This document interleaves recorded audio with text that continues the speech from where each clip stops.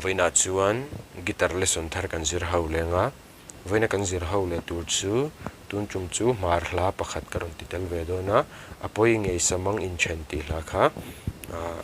guitar perhdan kan zirang hela hi e kan la dona asanga di aniama I minor F sharp minor B minor khangki kan mangang a intro a khantin akalang tikano down strum topin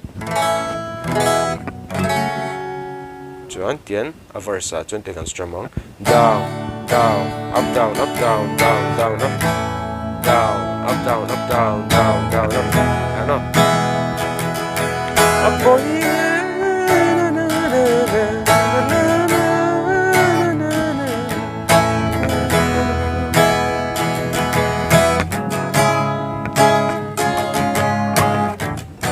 khang khatiang dau khang kan strumang down down up down up down down down up tikhan ala pum puye chuakang ala nen karam play lenga uluk do ni longwai thale don ya